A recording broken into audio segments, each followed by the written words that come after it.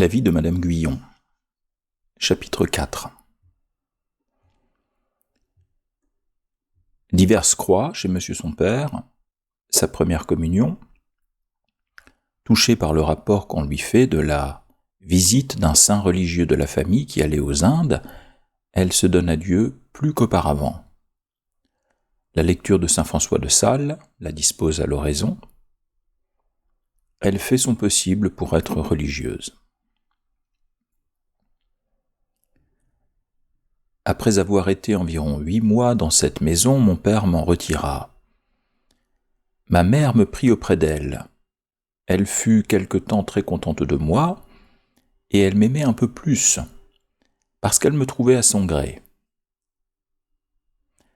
Elle ne laissait pas de préférer toujours mon frère à moi, ce qui était si visible que chacun le trouvait mauvais, car lorsque j'étais malade, et que je trouvais quelque chose à mon goût, mon frère le demandait. Et quoiqu'il se portât bien, on me l'ôtait pour le lui donner. Il me faisait de temps à autre diverses vexations. Un jour, il me fit monter sur l'impériale du carrosse, puis me jeta à terre. Il me pensa tuer.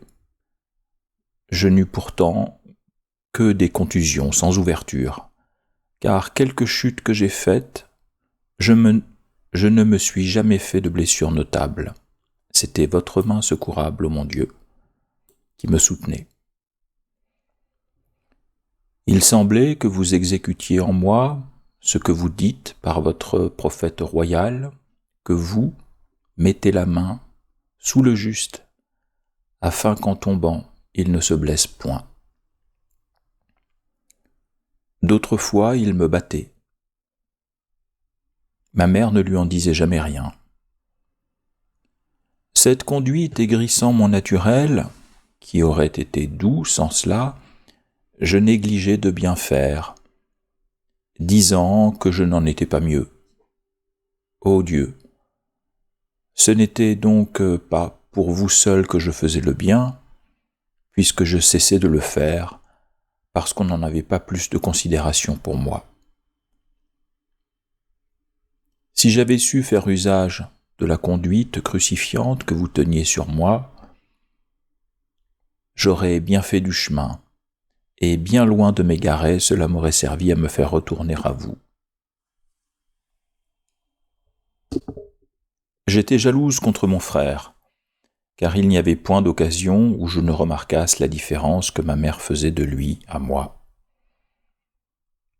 De quelque manière qu'il en usât, il faisait toujours bien et moi toujours mal. Les filles de ma mère faisaient leur cour en caressant mon frère et en me maltraitant. Il est vrai que j'étais mauvaise, car j'étais retombée dans mes premiers défauts, de mentir et de me mettre en colère.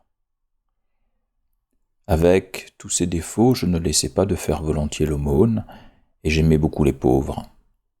Je vous priais, mon Dieu, avec assiduité, et je me plaisais à entendre parler de vous et à faire de bonnes lectures. Je ne doute point qu'une conduite si opposée, une si longue suite d'inconstances, tant de grâce et tant d'ingratitude, ne vous étonne, monsieur, mais la suite vous étonnera encore bien davantage lorsque vous verrez ces manières d'agir se fortifier avec mon âge.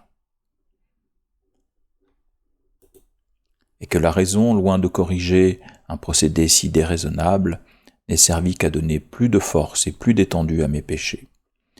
Il semblait, ô mon Dieu, que vous redoubliez vos grâces à mesure que mes ingratitudes augmentaient. Il se passait en moi ce qui se passe dans le siège des villes. Vous assiégiez mon cœur et je ne songeais qu'à le défendre contre vos attaques. Je mettais des fortifications à cette misérable place, redoublant chaque jour mes iniquités pour vous empêcher de la prendre. Lorsqu'il semblait que vous alliez être victorieux de ce cœur ingrat, je faisais une contre-batterie. Je mettais des digues pour arrêter vos bontés et empêcher le cours de vos grâces. Il ne fallait pas moins que vous pour les rompre, ô mon divin amour, qui par votre feu sacré étiez plus fort que la mort même où le péché m'a réduite tant et tant de fois. Je ne puis souffrir que l'on dise que nous ne soyons pas libres de résister à la grâce. Je n'ai fait qu'une trop longue et funeste expérience de ma liberté. Il est vrai qu'il y a des grâces gratuites et gratifiantes, qui n'ont pas besoin de la liberté de l'homme puisqu'elles se reçoivent même à l'insu de l'homme, qui ne les connaît point, avant que de les recevoir. Je voulais le bien si faiblement que la moindre attaque me renversait. Lorsque je n'étais plus dans l'occasion, je ne pensais plus au mal et j'ouvrais mes oreilles à la grâce. Mais dans la moindre occasion, je me laissais aller et je fermais toutes les avenues de mon cœur pour n'entendre point votre voix secrète qui m'appelait, ô mon Dieu. Et loin de fuir l'occasion, je la cherchais et m'y laissais aller. Il est vrai que notre liberté nous est bien funeste. Vous teniez sur moi, ô mon Dieu, une conduite crucifiante pour me faire retourner à vous, dont je ne savais pas faire usage, car j'ai été dans les travaux dès ma tendre jeunesse, ou par les maladies, ou par les persécutions. La fille qui avait soin de moi me frappait en me coiffant, ne me faisait tourner qu'avec des soufflets, tout était de concert pour me faire souffrir. Mais au lieu de me tourner vers vous, ô mon Dieu, je m'affligeais et mon esprit s'aigrissait. Mon père ne savait rien de tout cela, car son amour pour moi était si grand qu'il ne l'aurait pas souffert. Je l'aimais beaucoup, mais en même temps je le craignais si fort que je ne lui parlais de rien. Ma mère lui faisait souvent des plaintes de moi, mais il n'avait point d'autre réponse à lui faire, sinon « il y a 12 heures au jour, elle se convertira ». Ce procédé de rigueur n'était pas le plus fâcheux pour mon âme, quoiqu'il aigrit beaucoup mon humeur, qui était très douce, mais ce qui causait ma perte était que ne pouvant durer avec les gens qui me maltraitaient, je me réfugiais auprès de ceux qui me caressaient pour me perdre. Mon père, voyant que je devenais grande, me mit le carême aux Ursulines pour faire ma première communion à Pâques, où je devais avoir 11 ans accomplis. Il me mit entre les mains de sa fille, ma très chère sœur, qui redoubla ses soins pour me faire cette action avec toute la préparation possible. Je ne songeais plus, ô mon Dieu, qu'à me donner à vous tout de bon. Je sentais souvent le combat de mes bonnes inclinations contre mes mauvaises habitudes, je faisais même quelques pénitences.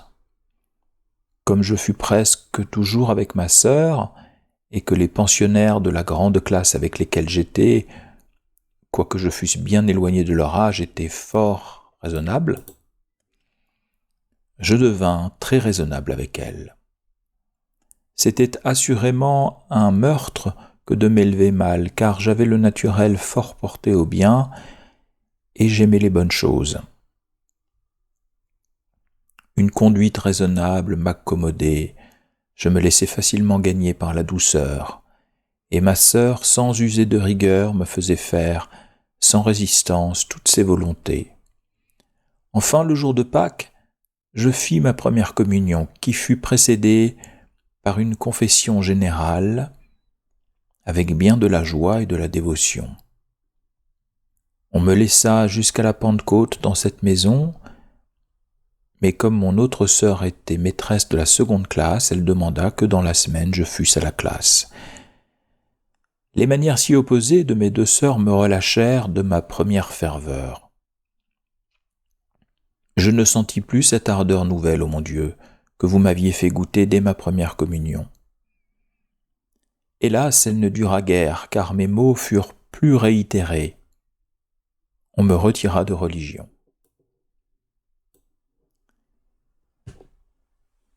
Ma mère, me voyant fort grande pour mon âge, et plus à son gré qu'à l'ordinaire, ne songeait plus qu'à me produire, qu'à me faire voir les compagnies et à me bien parer.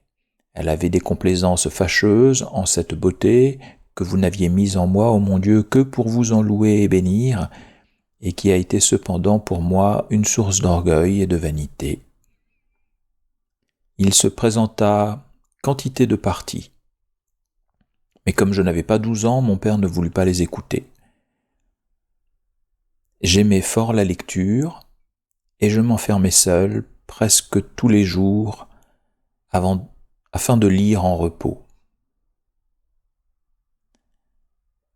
Ce qui acheva de me gagner tout à fait à Dieu, du moins pour un temps, fut qu'un neveu de mon père, dont la vie est écrite dans la relation des missions étrangères sous le nom de Monsieur de Chamson, quoique son nom fût de Toissy, passa par chez nous en s'en allant avec Monsieur l'évêque d'Héliopolis à la Cochinchine. Je n'étais point au logis et contre mon ordinaire j'étais allé me promener avec mes compagnes. Lorsque je fus de retour au logis, il était déjà parti. On me fit le récit de sa sainteté et des choses qu'il avait dites. J'en fus si touché que je pensais en mourir de douleur. Je pleurais tout le reste du jour et de la nuit. Je me levai de grand matin et m'en allai trouver mon confesseur, fort désolé. Je lui dis : « Quoi, mon père ? Sera-t-il dit qu'il n'y a que moi qui me damne dans ma famille ?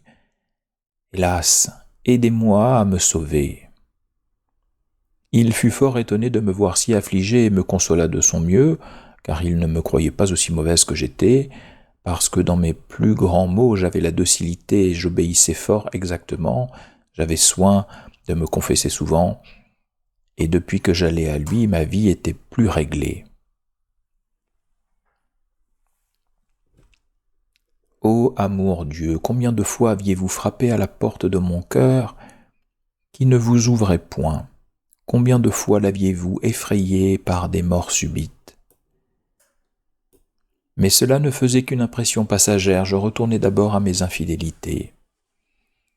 Vous me prîtes cette fois et je puis dire que vous enlevâtes mon cœur. Hélas, quelle douleur ne sentis-je pas de vous avoir déplu, quel regret, quel sanglot. Qui n'aurait pas cru à me voir que ma conversion eût dû durer autant que ma vie ? Que ne prîtes-vous ce cœur, ô mon Dieu ? Je vous le donnais si bien, ou si vous le prîtes alors, pourquoi le laissâtes-vous encore échapper dans la suite ? N'étiez-vous pas assez fort pour le retenir ? Mais vous vouliez peut-être, en me laissant à moi-même, faire éclater votre miséricorde et que la profondeur de mon iniquité servit de trophée à votre bonté. Je fis une confession générale avec un grand sentiment de douleur. Je dis, ce me semble, tout ce que je connaissais avec des torrents de larmes. Je devins si changé que je n'étais pas reconnaissable. Je n'aurais pas fait la moindre faute volontaire, et l'on ne trouvait pas matière d'absolution lorsque je me confessais. Je découvrais jusqu'au moindre défaut, et Dieu me faisait la grâce de me surmonter en beaucoup de choses. Il n'y avait qu'un reste de promptitude que j'avais peine à vaincre. Sitôt que par cette même promptitude j'avais fait quelque peine à quelqu'un des domestiques, je lui en demandais pardon, pour vaincre en même temps et ma colère et mon orgueil. Car la colère est fille de l'orgueil.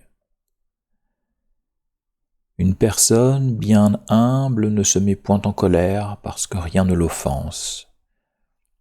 Comme c'est l'orgueil qui meurt le dernier dans notre âme, la promptitude est aussi, à l'extérieur, ce qui se perd le dernier. Mais une âme bien anéantie ne peut plus trouver chez elle de colère.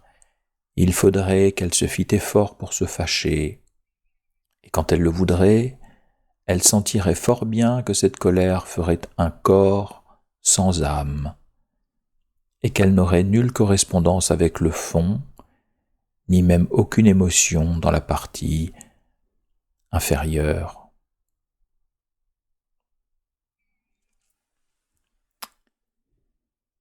y a des personnes qui, pour être fort remplies de l'onction de la grâce et d'une paix très savoureuse dès le commencement de la voie passive de lumière et d'amour, croient en être ici, mais elles se trompent beaucoup, ce qu'elles découvriront facilement si elles veulent bien examiner deux choses. La première, que si leur naturel est fort vif et violent, car je ne parle pas des tempéraments apathiques, elles remarqueront qu'elles seront de temps en temps, qu'elles feront de temps en temps des échappées où le trouble et l'agitation ont quelque part, et qui alors sont même utiles pour les humilier et anéantir.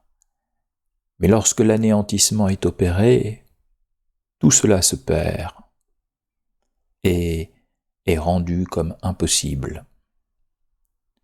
De plus, elles éprouveront qu'il s'élève souvent en elles certains mouvements de colère, mais la suavité de la grâce les retient et arrête par une secrète violence.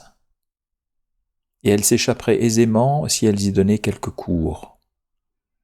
Il y a des personnes qui se croient bien douces parce que rien ne les contrarie. Ce n'est pas de celle-là dont je parle, car la douceur qui n'a jamais été exercée est souvent un masque de douceur.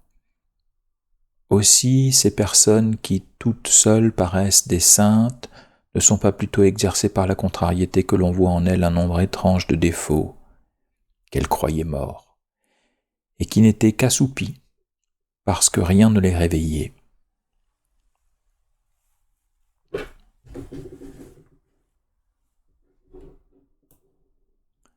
Je m'enfermais tout le jour pour lire et faire oraison. Je donnais tout ce que j'avais aux pauvres, prenant même du linge au logis pour leur en faire. Je leur enseignais le catéchisme, et lorsque mon père et ma mère étaient absents, je les faisais manger avec moi et les servais avec grand respect. Je lus en ce temps les œuvres de saint François de Sales et la vie de madame de Chantal. Ce fut là que je connus qu'on faisait oraison. Je priais mon confesseur de m'apprendre à la faire, et comme il ne la faisait pas, je tâchais à la faire seul le mieux qu'il me fût possible.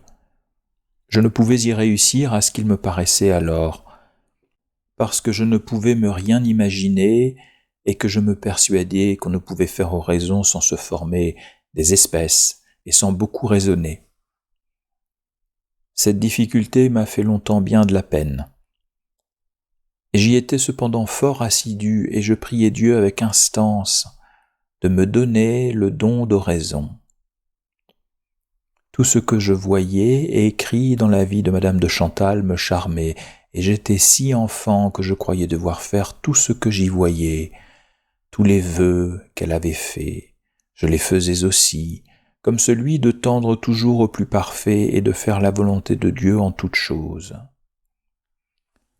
Je n'avais pas encore 12 ans, je prenais néanmoins la discipline selon ma force. Un jour que je lus qu'elle avait mis le nom de Jésus sur son cœur pour suivre le conseil de l'époux, « Mets-moi comme un cachet sur ton cœur », et qu'elle avait pris un fer rouge où était gravé ce saint nom, je restai fort affligé de ne pouvoir faire de même. Je m'avisai d'écrire ce nom sacré et adorable en gros caractères sur un morceau de papier. Avec des rubans et une grosse aiguille, je l'attachai à ma peau en 4 endroits, et il resta longtemps attaché en cette manière. Je ne pensais plus qu'à me faire religieuse, et j'allais très souvent à la visitation pour les prier de me vouloir bien recevoir, car l'amour que j'avais pour saint François de Sales ne me permettait pas de penser à d'autres communautés. Je me dérobais donc de la maison pour aller chez ces religieuses, et je leur faisais de très fortes instances pour me recevoir. Mais quoiqu'elles désirassent extrêmement de m'avoir et qu'elles regardassent même cela comme un avantage temporel, elles n'osèrent jamais me donner l'entrée de leur maison, tant parce qu'elles craignaient beaucoup mon père, que l'on savait m'aimer uniquement, qu'à cause de mon extrême jeunesse, car à peine avais-je 12 ans. Il y avait pour lors au logis une nièce de mon père à laquelle j'ai de fort grandes obligations. Elle était fort vertueuse, et la fortune, qui n'avait pas été favorable à son père, la mettait en état de dépendre en quelque façon du mien. Elle découvrit mon dessein et l'extrême désir que j'avais d'être religieuse. Comme mon père était absent depuis quelque temps, que ma mère était malade et que j'étais sous sa conduite, elle appréhenda d'être accusée d'avoir donné lieu à cette pensée ou du moins de l'avoir entretenue, car mon père l'appréhendait si fort que quoiqu'il n'eût pas voulu pour rien au monde empêcher une véritable vocation, il ne pouvait entendre dire que je ferais religieuse sans verser des larmes. Ma mère y aurait été plus indifférente. Ma cousine alla trouver mon confesseur pour lui dire de me défendre d'aller à la visitation. Il n'osait tout à fait le faire, de crainte de s'attirer cette communauté contre lui, car elle me croyait déjà des leurs. Lorsque j'allais à confesse, il ne me voulut pas absoudre, disant que j'allais à la visitation seule et par des rues détournées.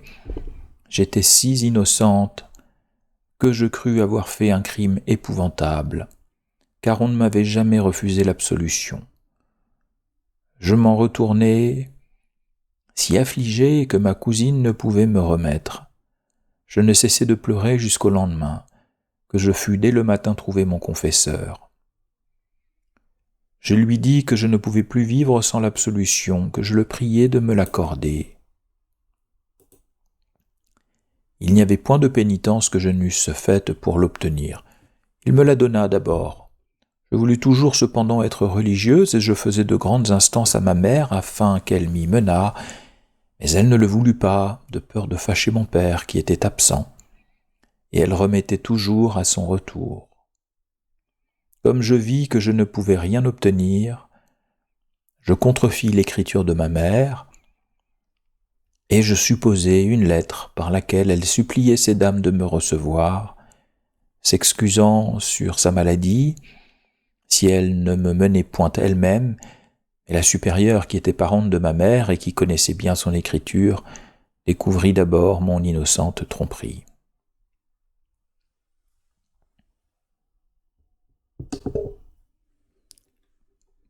Chapitre 5.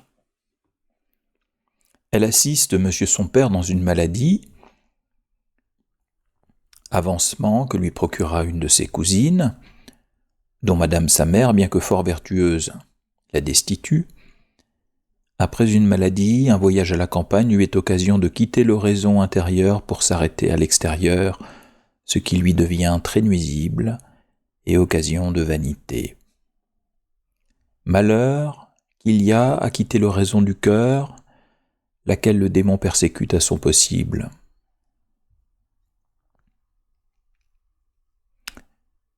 Mon père ne fut pas plus tôt de retour qu'il tomba grièvement malade. Je me rendis son infirmière. Il était dans un corps de logis séparé de celui de ma mère, qui ne venait que très peu le voir, tant parce qu'elle était encore faible que parce qu'elle craignait peut-être de retomber. J'eus tout le temps, étant seul avec lui, de lui rendre tous les services dont j'étais capable, et je lui donnai toutes les marques d'affection qu'il pouvait désirer de moi. Je ne doute point que mon assiduité ne lui fût très agréable, car comme il m'aimait extrêmement, tout ce que je faisais lui plaisait beaucoup. Lorsqu'il ne s'en apercevait point, j'allais vider ses bassins, prenant le temps qu'il n'y avait point de valet, tant pour me mortifier que pour honorer ce que dit Jésus-Christ, qu'il était venu pour servir et non pour être servi. Lorsqu'il me faisait lire auprès de lui, je lisais avec tant de dévotion qu'il en était surpris. Je continuais toujours mon oraison et l'office de la Vierge que je n'avais pas manqué de dire depuis ma première communion.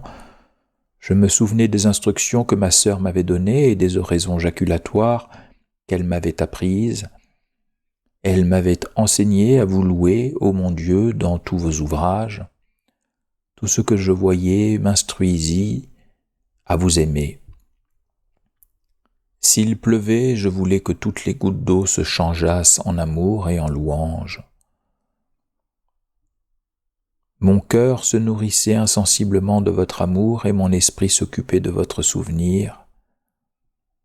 Je m'unissais à tout le bien qui se faisait au monde et j'aurais voulu avoir le cœur de tous les hommes pour vous aimer.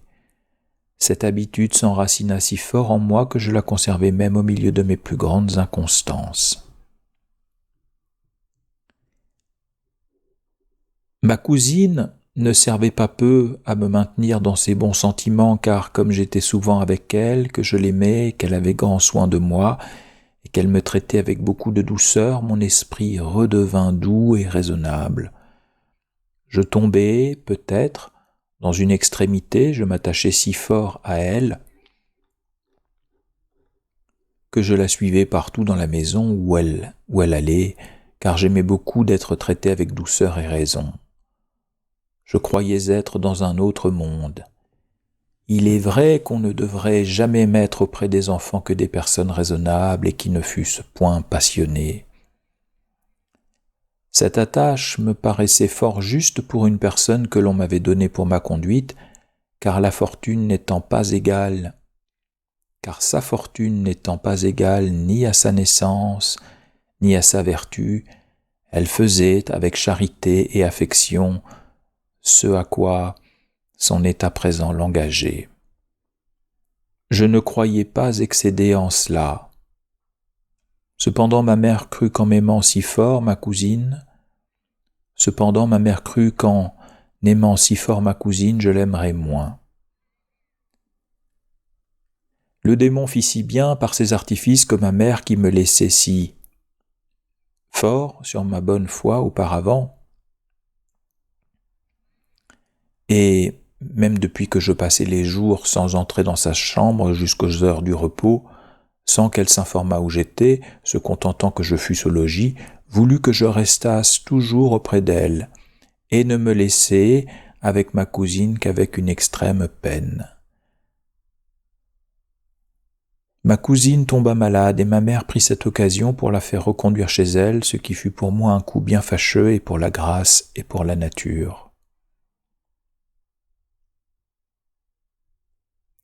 Quoique ma mère en usât de la sorte, elle ne laissait pas d'être fort vertueuse. Mais Dieu permettait cela pour m'exercer, car ma mère était une des plus charitables femmes de son siècle. S'il y avait de l'excès à cette vertu, on pouvait dire que la sienne était excessive. Elle donnait non seulement le superflu, mais même le nécessaire de la maison.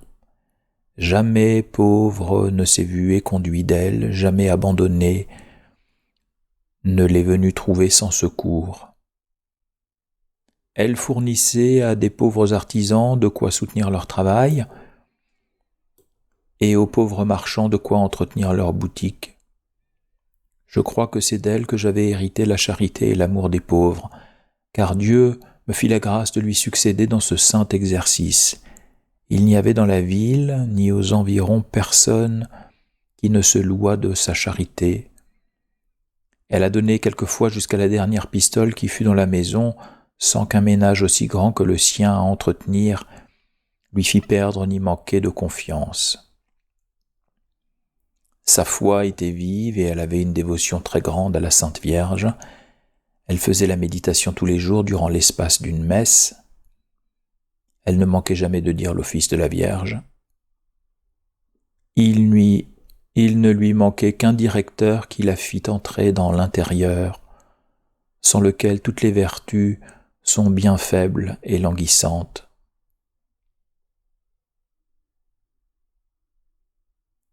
Ce qui faisait que j'avais tant de liberté, ainsi que je l'ai dit, c'est que ma mère se reposait trop de moi lorsque j'étais petite sur le soin des filles, que depuis que j'ai été grande, elle se fiait trop à ma propre conduite et qu'étant assurée que j'aimais à être seule pour lire, elle se contentait de savoir que j'étais au logis, sans se mettre en peine d'autre chose, car pour sortir, elle ne m'en donna presque jamais la liberté, ce qui est un grand point pour une fille. L'habitude que j'avais prise de rester au logis me servit beaucoup après mon mariage, ainsi que je le dirai en son temps. Ma mère n'était donc pas si fautive de ce qu'elle me laissait à moi-même. La faute qu'elle faisait était de ne me pas tenir dans sa chambre avec une honnête liberté et de ne s'informer pas plus souvent de l'endroit de la maison où j'étais. Après le départ de ma cousine, je restai encore quelque temps dans les sentiments de piété dont j'ai parlé.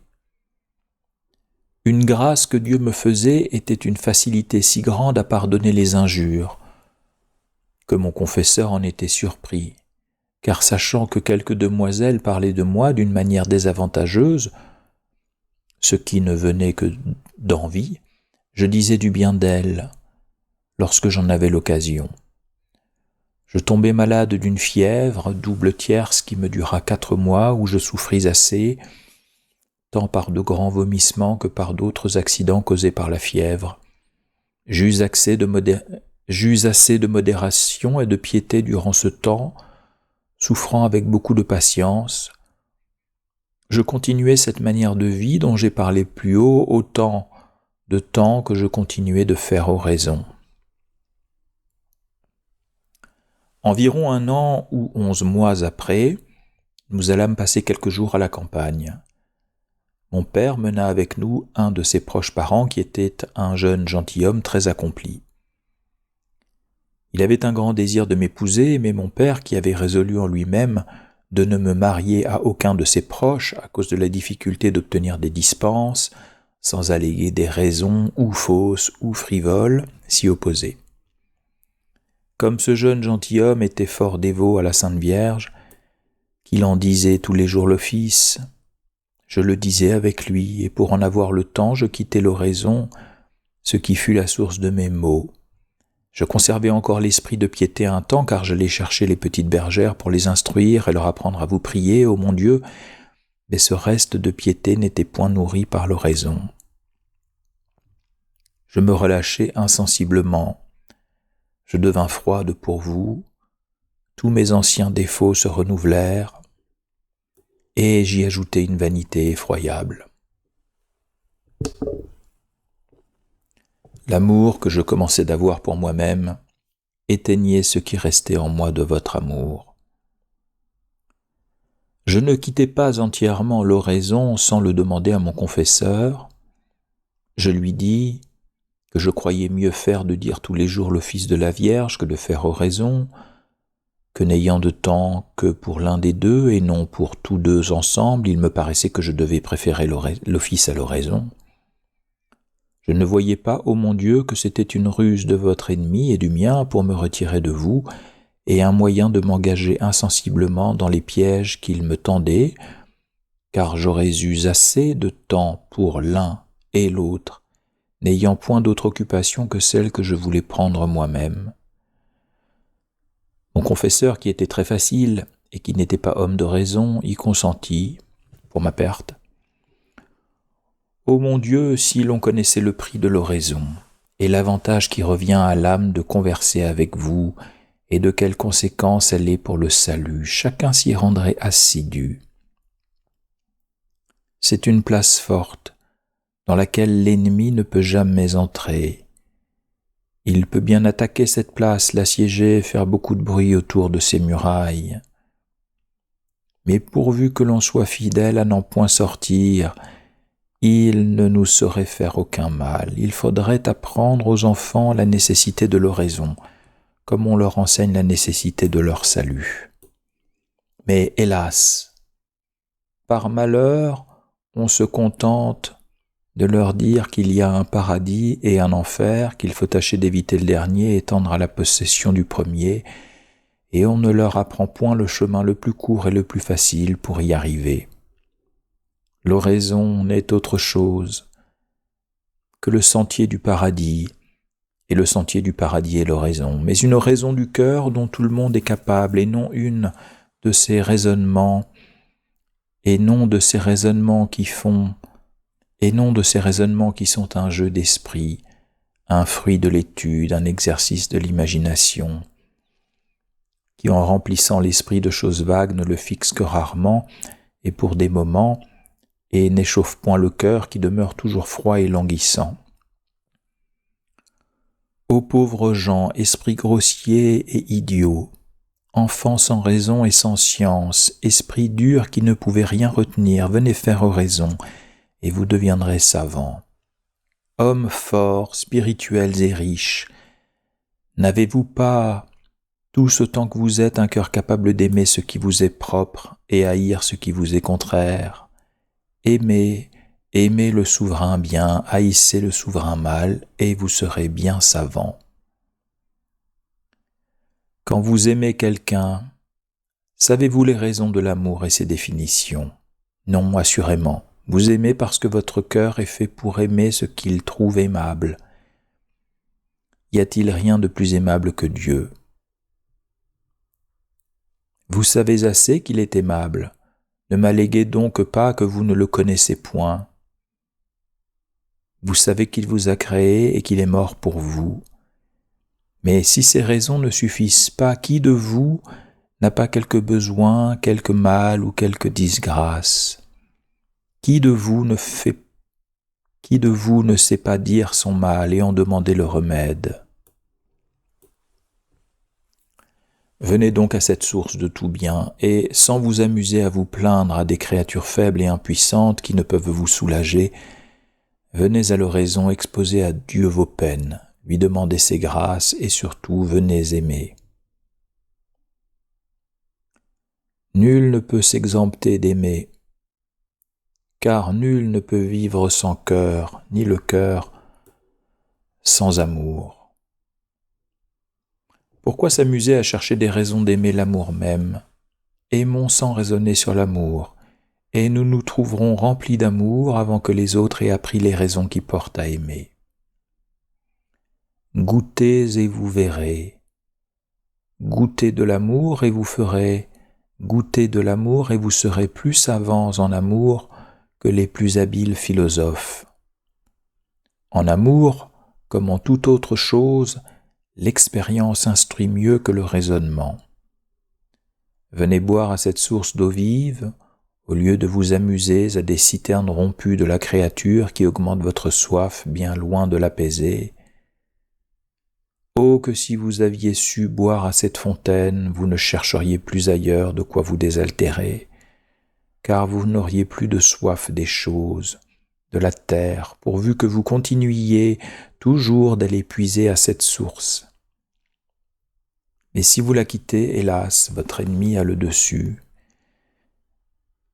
Il vous donnera de ces eaux empoisonnées, qui en vous faisant goûter une douceur apparente, vous ôteront la vie. C'est ce que je fis lorsque je quittai l'oraison, je quittai Dieu, je devins cette vigne exposée au pillage, dont les haies arrachées donnent lieu à tous les passants de la ravager. Je commençai à chercher dans la créature ce que j'avais trouvé en Dieu. Vous m'abandonnâtes à moi-même, parce que je vous avais abandonné la première, et vous voulûtes, en permettant que je fusse enfoncé dans l'abîme, me faire comprendre le besoin que j'avais de m'approcher de vous par l'oraison. Vous dites que vous perdez ces âmes adultères qui s'éloignent de vous. Hélas, leur seul éloignement fait leur perte, puisqu'en s'éloignant de vous, au divin soleil, elles entrent dans la région des ténèbres, dans le froid de la mort, d'où elles ne relèveraient jamais si vous ne vous rapprochiez d'elles, et si par votre divine lumière vous ne deviez peu à peu éclairer leurs ténèbres, et par votre chaleur vivifiante fondre leur glace mortelle et leur rendre la vie. Je tombai dans le plus grand de tous les malheurs, car je m'écartais toujours de vous, ô mon Dieu, qui êtes ma lumière et ma vie, et vous vous éloigniez davantage de moi. Vous vous retiriez peu à peu d'un cœur qui vous quittait, et vous êtes si bon qu'il semble que vous ne l'abandonniez qu'à regret, mais lorsque ce cœur veut bien se convertir, vous retournez à lui à pas de géant. C'est une expérience que j'ai faite, ô mon Dieu, qui me fera un témoignage éternel de vos bontés et de mon ingratitude. Je devins donc encore plus prompte que je n'avais jamais été, parce que mon âge donnait plus de force à mes passions. Je mentais souvent, je sentis mon cœur corrompu et vain. Il n'y avait plus de piété dans mon âme, mais un état de tiédeur et d'indévotion réelle. Quoique je conservasse toujours le dehors avec bien du soin, et que l'habitude que j'avais prise d'être à l'église avec modestie me fit paraître autre que je n'étais. La vanité, qui jusqu'alors m'avait laissé en repos, s'empara de mon esprit. Je commençai à passer bien du temps devant un miroir. Je trouvais tant de plaisir à me voir qu'il me paraissait que les autres avaient raison d'y en trouver. Cet amour de moi-même devint si fort que je n'avais dans le cœur que du mépris pour toutes les autres de mon sexe, au lieu de me servir, ô mon Dieu, de cet extérieur que vous m'aviez donné comme un moyen de vous aimer davantage. Il m'en fut un de vaine complaisance. Ce qui devait attirer ma reconnaissance fit mon ingratitude. Je trouvais qu'il n'y avait rien que de beau dans mon extérieur et je ne voyais pas qu'il couvrait un fumier horrible. Tout cela me rendit si vaine que je doute qu'il se trouve jamais personne qui ait porté la vanité si loin intérieurement, car pour le dehors j'avais une modestie affectée qui aurait trompé tout le monde. L'estime que j'avais de moi-même me faisait trouver des défauts dans toutes les autres de mon sexe. Je n'avais des yeux que pour voir mes bonnes qualités extérieures et pour discerner les endroits faibles des autres. Je me cachais à moi-même mes défauts, et si j'en remarquais quelques-uns, il me paraissait très peu de choses au prix de ceux que je voyais dans les autres, et je les excusais même dans mon esprit, me les figurant comme des perfections. Toute l'idée que j'avais de moi-même et des autres était fausse. J'aimais si éperdument la lecture que j'y employais le jour et la nuit, quelquefois le jour recommençait et je lisais encore, en sorte que je fus plusieurs mois que j'avais entièrement perdu l'habitude de dormir. Les livres que je lisais le plus ordinairement étaient les romans. Je les aimais à la folie, et j'étais affamé d'en trouver la fin, croyant y découvrir quelque chose, mais je n'y trouvais rien qu'une faim de lire. Ces livres sont d'étranges inventions pour perdre la jeunesse, car quand on n'y ferait point d'autre mal que de perdre le temps, n'est-ce pas trop? Je crois que c'était là la plus grande faute que j'y faisais. On ne m'en empêchait pas, au contraire, on a cette manie que l'on s'imagine qu'ils apprennent à bien parler. Cependant, ô mon Dieu, votre extrême bonté vous portait à me rechercher de temps en temps, vous frappiez à la porte de mon cœur. Il me prenait souvent de vives douleurs et des abondances de larmes. Je m'affligeais d'un état si différent de celui que j'avais trouvé auprès de vous, ô mon Dieu, mais mes larmes étaient sans effet et ma douleur vaine. Je ne pouvais de moi-même me retirer d'un état si funeste.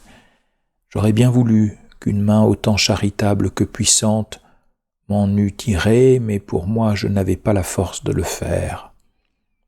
Hélas, si j'eusse eu un confesseur qui eût examiné la cause de mon mal, il eût sans doute apporté le remède qui n'était que de me faire reprendre l'oraison. Mais il se contentait de me reprendre sévèrement, de me donner quelques prières vocales à dire, et il n'était point la cause du mal, et il n'ôtait point la cause du mal, il ne me donnait point le véritable remède. J'étais, dit le prophète, dans un profond abîme de boue dont je ne pouvais sortir. On me faisait des réprimandes de ce que j'étais dans cet abîme, mais nul ne me tendait la main pour m'en retirer, et lorsque je voulais faire de vains efforts pour en sortir, je m'y enfonçais davantage, et la peine que j'avais prise ne servait qu'à me faire voir mon impuissance et à me rendre plus misérable et plus affligé. Hélas, que cette funeste expérience m'a donné de compassion des pécheurs et qu'elle m'a bien fait voir d'où vient qu'il y en a si peu qui se corrigent et qui sortent du misérable état où ils sont réduits, parce que l'on se contente de crier contre leur désordre, de les effrayer par des menaces qui regardent les châtiments à venir. Ces cris et ces menaces font bien quelque impression au commencement sur leur esprit, mais on ne leur donne pas la main pour sortir d'où ils sont. Ils font de faibles efforts, mais après avoir plusieurs fois éprouvé leur impuissance et l'inutilité de leurs tentatives, ils perdent peu à peu la volonté de faire de nouveaux efforts qui leur paraissent aussi infructueux que les premiers. D'où vient qu'ensuite de cela, tout tout ce qu'on leur peut dire est sans effet, quoiqu'on les prêche incessamment. Car on entend autre chose que crier contre les pécheurs, et cependant nul ne se convertit. Si lorsqu'un pécheur va se confesser, on lui appliquait le véritable remède qui est l'oraison, si on l'obligeait à se tenir tous les jours devant Dieu en état de criminel pour lui demander la force de sortir de cet état, il serait bientôt changé. C'est là tendre la main à un homme pour le tirer de la boue. Mais le diable a faussement persuadé aux docteurs et sages du siècle qu'il faut être parfaitement converti pour faire oraison, et comme l'oraison est le moyen efficace pour la conversion, et qu'on ne le veut pas donner, c'est ce qui fait qu'il n'y a point de conversion durable et sincère. Le démon ne se déchaîne que contre l'oraison et contre ceux qui s'y exercent parce qu'il sait que c'est la véritable, parce qu'il sait que c'est le véritable moyen de lui enlever ses proies. Qu'on fasse toutes les austérités qu'on voudra, le démon les laisse faire et ne persécute ni ceux qui les ordonnent, ni ceux qui les font. Mais on ne parle pas plutôt d'oraison, on n'entre pas plutôt dans la vie de l'esprit qu'il faut se résoudre à d'étranges traverses. Qui dit une vie d'oraison dit une vie de croix. S'il y a dans le monde une âme intérieure, il semble que toutes les croix, toutes les persécutions, tous les mépris lui soient réservés. S'il se trouve dans un monastère une âme de grande oraison, on n'en veut qu'à celle-là. Toutes les humiliations sont pour elle, du moins quand l'oraison est profonde et véritable. Si une âme passe pour être de grande oraison, et que cela soit autrement, qu'elle soit applaudie et considérée, je dis, ou que son oraison n'est pas véritable, ou que si elle l'est, elle y est peu avancée, que ce sont des personnes qui vont par les lumières et les dons éclatants et non par le petit sentier de la foi, du renoncement, de la mort intérieure et de l'anéantissement, et que l'oraison de ces personnes est seulement dans les puissances et dans les sens et non dans le centre. Je m'écarte quelquefois, mais comme je me laisse à ce qui m'emporte, je ne me mets pas en peine de suivre exactement une relation.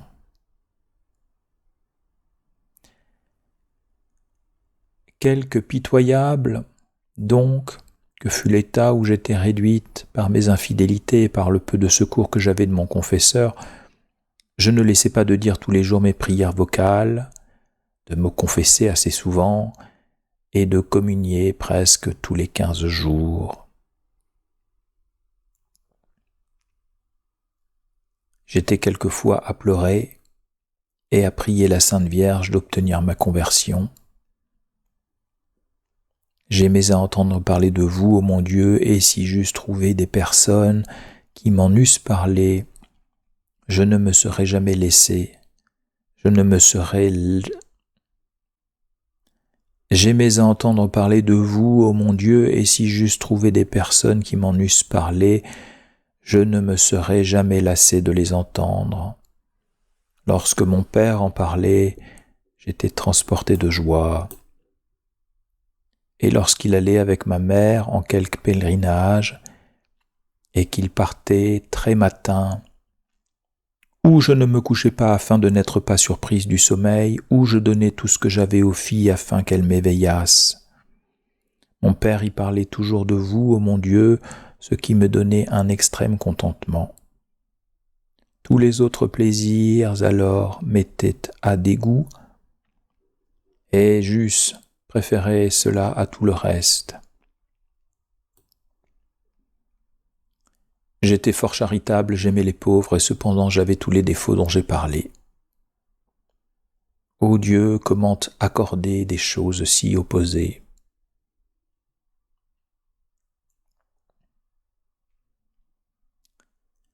Chapitre 6. Son père l'engage à son insu dans un mariage où elle eut ensuite bien à souffrir. Précaution pour qu'on ne condamne point légèrement les personnes, souvent vertueuses, dont Dieu se sert pour crucifier et purifier les âmes de choix, diverses croix de celle-ci dès la première année de son mariage. Nous vînmes ensuite à Paris où ma vanité devint plus grande. On n'épargnait rien pour me faire paraître. Je faisais parade d'une vaine beauté, j'avais soin de me faire voir et d'étaler mon orgueil, je voulais me faire aimer sans aimer personne, j'étais recherché par bien des gens qui paraissaient être des avantages pour moi. Mais vous, ô mon Dieu, qui ne me vouliez pas perdre, ne permittez pas que les choses réussissent. Mon père trouvait des difficultés que vous faisiez naître vous-même pour mon salut, car si j'avais épousé ces personnes, j'eusse été extrêmement exposé et ma vanité aurait eu moyen de s'étendre. Il y avait une personne qui m'avait recherché en mariage depuis quelques années, que mon père, par des raisons de famille, avait toujours refusé. Ses manières étaient un peu opposées à ma vanité. Cependant, la peur que l'on avait que je ne quittasse le pays et les grands biens de ce gentilhomme portèrent mon père, malgré toutes ses répugnances et celles de ma mère, à m'accorder à lui. On le fit sans m'en parler.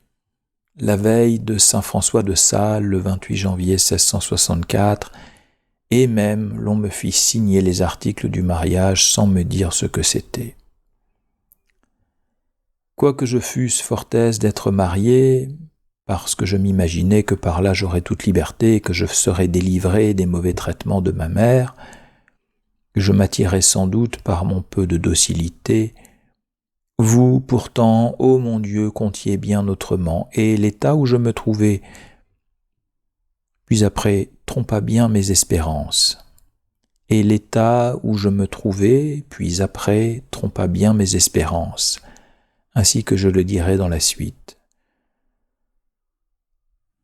Quoique donc je fusse bien aise d'être marié, je ne laissai pas de rester tout le temps que je fus accordé, et même longtemps après mon mariage, dans une extrême confusion. Elle venait de deux causes. La première était cette pudeur naturelle que je ne perdis point. J'avais beaucoup de retenue avec les hommes.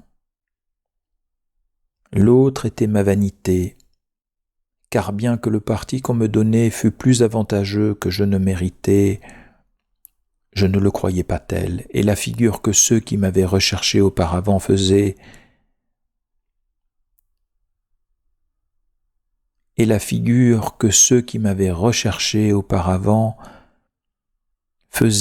me paraissait bien d'une autre sorte. Alors ça, il faut que je reprenne. L'autre était ma vanité, car bien que le parti qu'on me donnait fût plus avantageux que je ne méritais, je ne le croyais pas tel, et la figure que ceux qui m'avaient recherché auparavant faisaient me paraissait bien d'une autre sorte. Leur rang me donnait dans la vue, et comme je ne consultais en toute chose que ma vanité, tout ce qui ne la flattait point m'était insupportable. Cette vanité pourtant me fut avantageuse,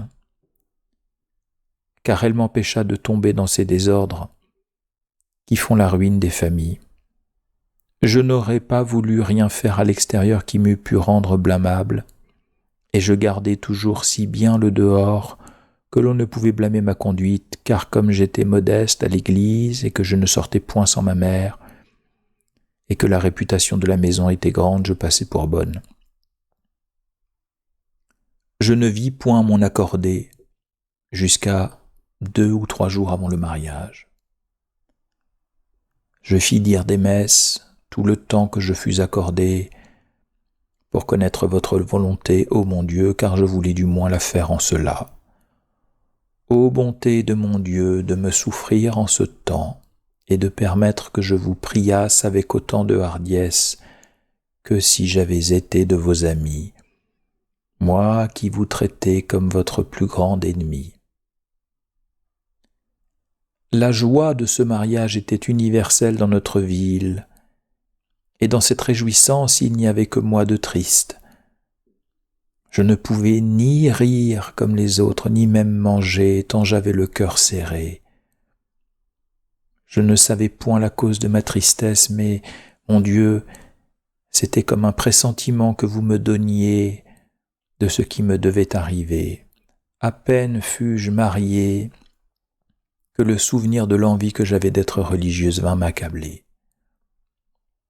Tous ceux qui vinrent me complimenter le lendemain de mes noces ne pouvaient s'empêcher de me railler de ce que je pleurais amèrement, et je leur disais, hélas, j'avais tant désiré autrefois d'être religieuse, pourquoi suis-je donc mariée à présent, et par quelle fatalité cela m'est-il arrivé? Je ne fus pas plutôt chez mon nouvel époux que je connus bien que ce serait pour moi une maison de douleur. Il me fallut bien changer de conduite, car leur manière de vivre était très différente de celle de chez mon père. Ma belle-mère, qui était veuve depuis longtemps, ne songeait qu'à ménager, au lieu que chez mon père l'on y vivait d'une manière extrêmement noble. Tout y paraissait, tout y allait fort bien, et tout ce que mon mari et ma belle-mère nommaient faste et que j'appelais honnêteté y était observé. Je fus fort surprise de ce changement, et d'autant plus que ma vanité aurait voulu augmenter plutôt que diminuer. J'avais plus de 15 ans quand je fus marié, je courais la 16e année. Mon étonnement augmenta beaucoup lorsque je vis qu'il fallait que je perdisse ce que j'avais acquis avec tant de peine.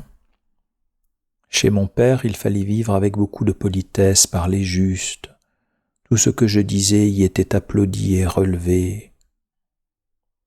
Là, on ne m'écoutait que pour me contredire et pour me blâmer. Si je parlais bien, ils disaient que c'était pour leur faire leçon. S'il venait quelqu'un et que l'on mit une question sur le tapis, au lieu que mon père me faisait parler, là, si je voulais dire mon sentiment, on disait que c'était pour contester, et l'on me faisait taire honteusement, et il me querellait depuis le matin jusqu'au soir. On portait mon mari à en faire autant, qu'il n'y avait que trop de dispositions. J'aurais peine à vous écrire ces sortes de choses qui ne se peuvent faire sans blâmer la charité, si vous ne m'aviez défendu de rien omettre, et si vous ne m'aviez pas commandé absolument d'expliquer toutes choses et de mettre toutes les particularités. Je vous demande une chose, avant que de passer outre, qui est de ne point regarder les choses du côté de la créature, ce qui vous ferait paraître les personnes plus défectueuses qu'elles ne l'étaient, car ma belle-mère avait de la vertu et mon mari de la religion, et n'avait point de vice. Mais il faut tout regarder en Dieu, qui permettait ces choses pour mon salut, et parce qu'il ne voulait pas perdre, et parce qu'il ne me voulait pas perdre. J'avais d'ailleurs tant d'orgueil que si on avait tenu une autre conduite sur moi, je me fusse soutenu en cela, et je ne me fusse peut-être pas tourné du côté de Dieu comme je fis dans la suite, par l'accablement des croix où je fus réduite.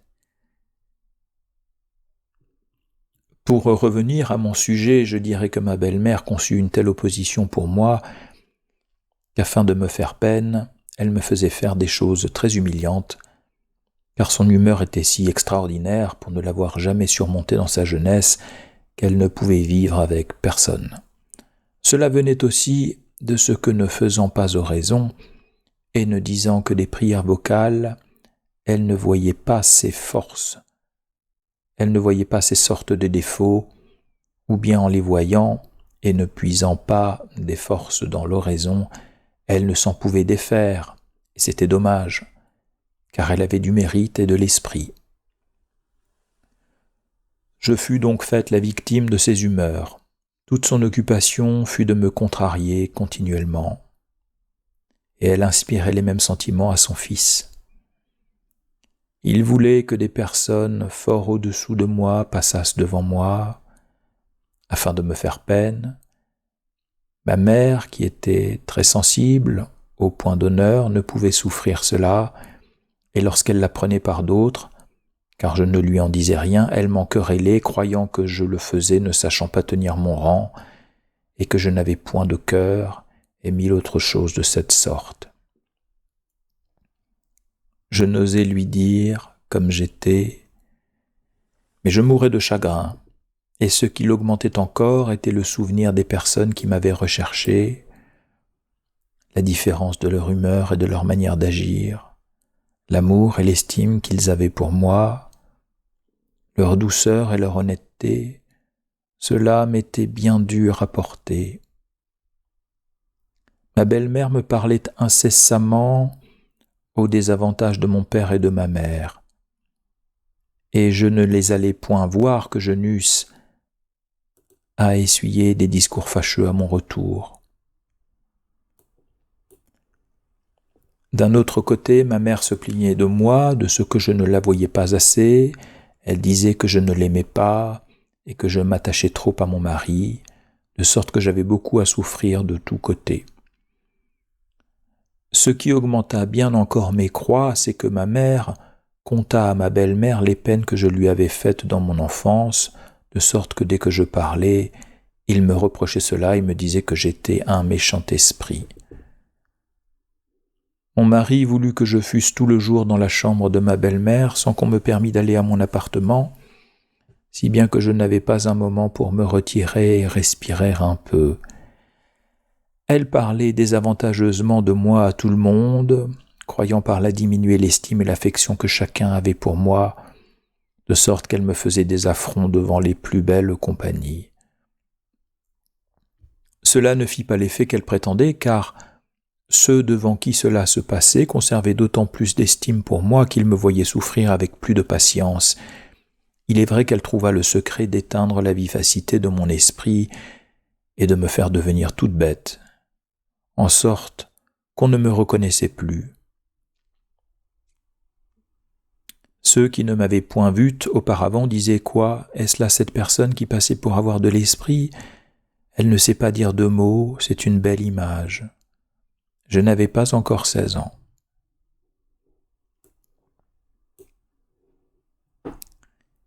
J'étais si timide que je n'osais sortir sans ma belle-mère, et en sa présence je ne pouvais parler.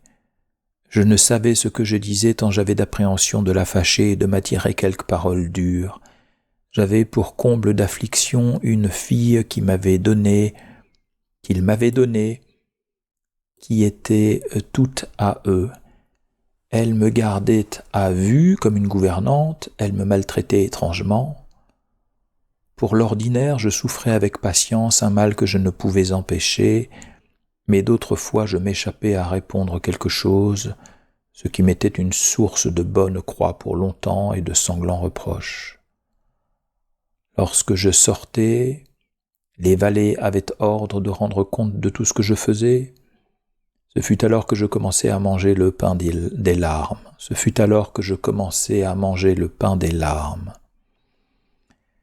Si j'étais à table, on me faisait des choses qui me couvraient de confusion, je m'en prenais à mes larmes et j'avais une double honte, l'une de ce que l'on me disait, l'autre de ne pouvoir retenir mes larmes.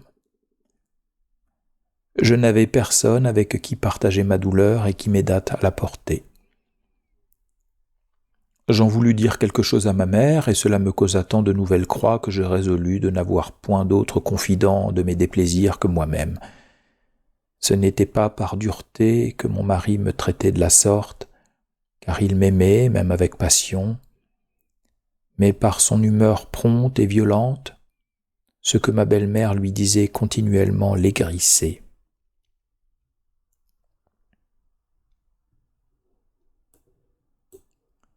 Ce fut dans un état si déplorable de toute manière, ô mon Dieu, que je commençai à concevoir le besoin que j'avais de votre assistance. Car cet état était d'autant plus périlleux pour moi que ne trouvant hors de chez moi que des admirateurs et des gens qui me flattaient pour ma perte, il était à craindre, dans un âge si peu avancé et parmi de si étranges croix domestiques, que je ne me tournasse tout à fait au dehors et que je ne prisse le chemin de dérèglement.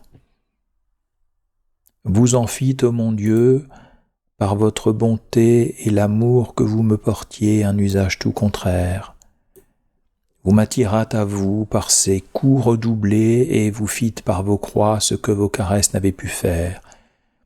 Vous vous servites même au commencement de mon mariage, de mon orgueil naturel pour me maintenir dans mon devoir. Je savais qu'une femme d'honneur ne doit jamais donner ombrage à son mari, c'est pourquoi j'étais sur cela dans une si grande circonspection que je la poussais souvent même dans l'excès, jusqu'à refuser la main à ceux qui me la présentaient, et il m'arriva une aventure qui, pour avoir voulu pousser la sagesse trop loin, pensa me perdre, car on prit les choses à contre-pied. Cependant mon mari connut mon innocence et la fausseté de ce que ma belle-mère lui voulait imprimer.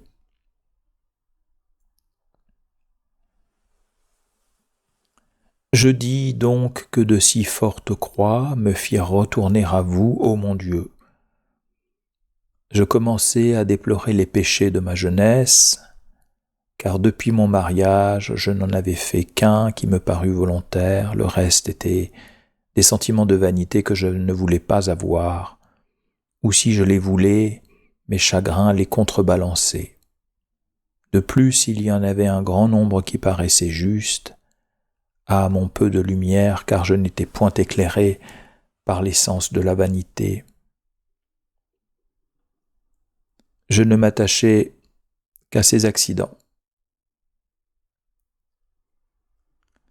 Je tâchai donc de réparer ma vie par la pénitence et par une confession générale la plus exacte que j'eusse encore faite. Je quittai d'abord tous les romans, quoique ce fût autrefois ma passion. Elle avait été amortie quelque temps avant mon mariage par la lecture de l'Évangile. Je le trouvais si beau, et j'y découvrais un caractère de vérité qui me dégoûta de tous les autres livres, qui me paraissaient pleins de mensonges. Je me défis même des livres indifférents pour n'en plus lire que de profitables. Je repris l'oraison et je tâchai de ne vous plus offenser, ô mon Dieu. Je sentais que peu à peu votre amour reprenait le dessus dans mon cœur et en bannissait tout autre amour. J'avais pourtant une vanité effroyable et une complaisance en moi-même très forte, qui a été mon péché le plus fâcheux et le plus opiniâtre.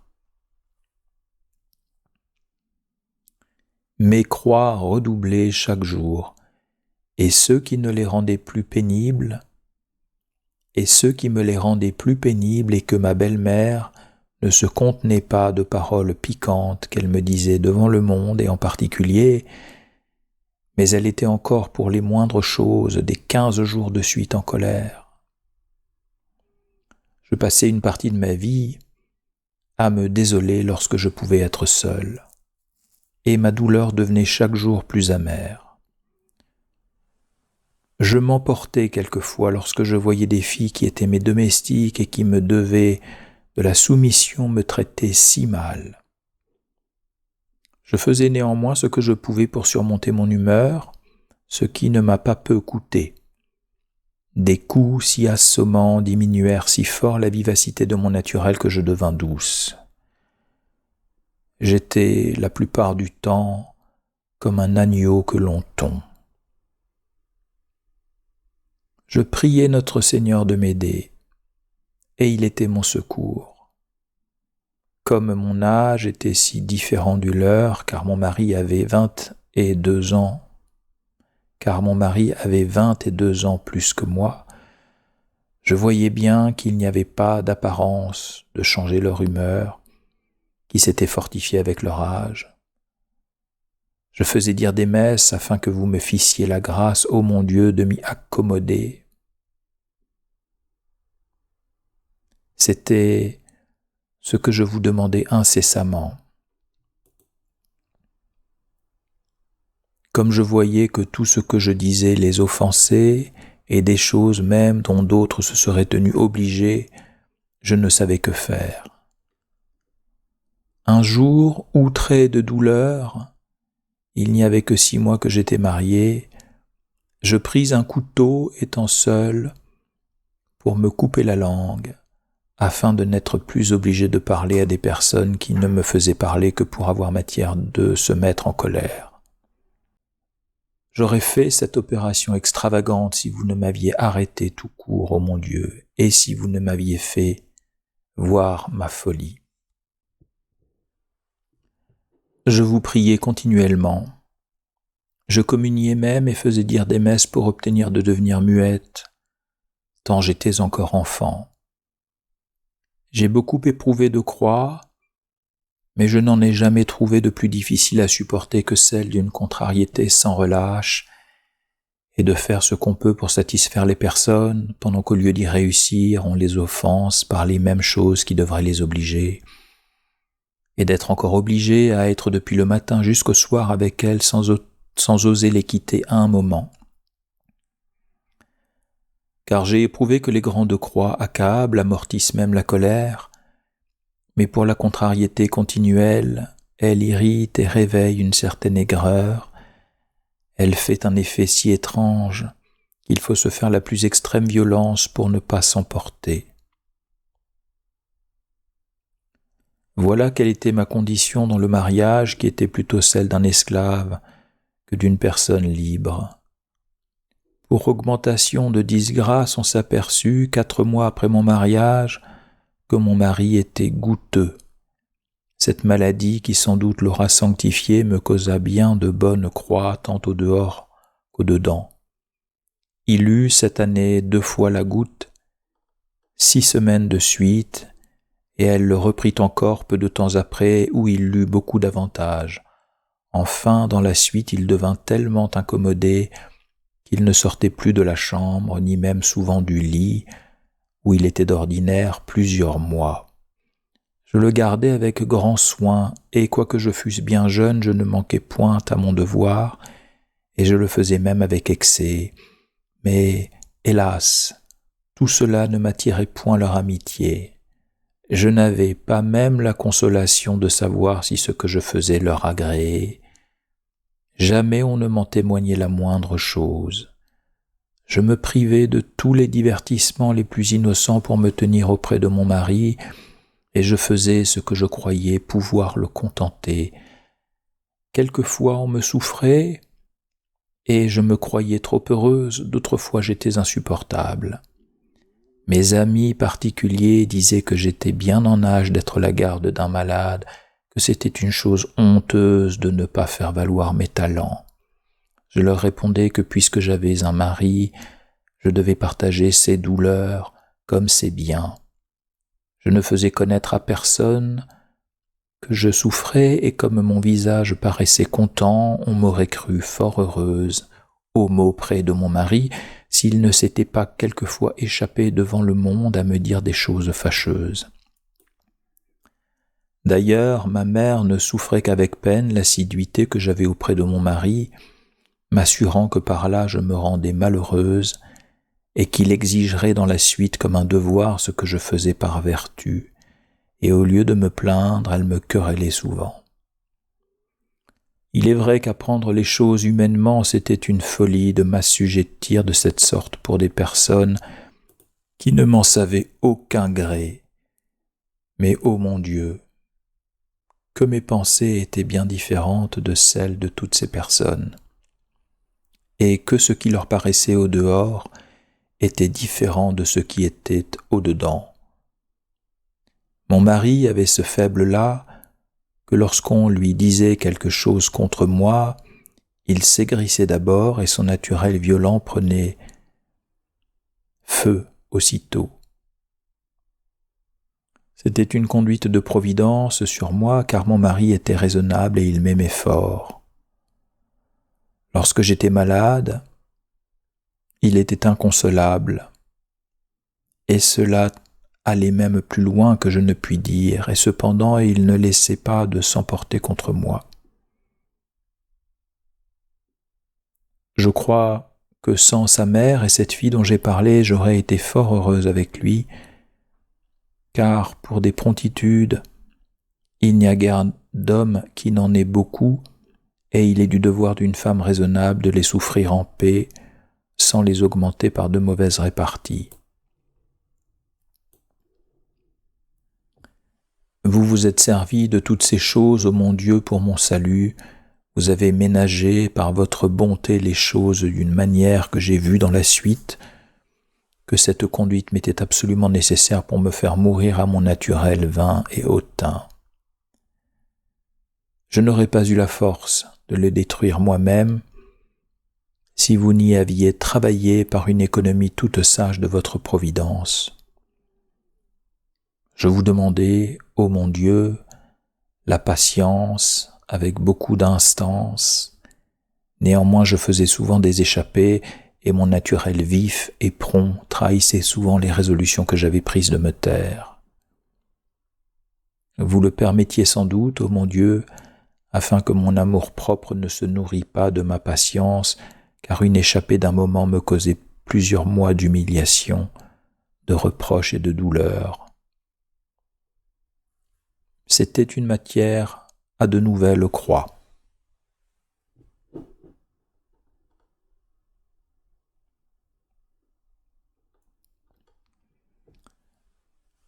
Fin du chapitre 6. Si vous avez aimé cette lecture, mettez un pouce levé. Si vous souhaitez soutenir la chaîne et contribuer à la promotion, à la diffusion de ces contenus, abonnez-vous. À bientôt.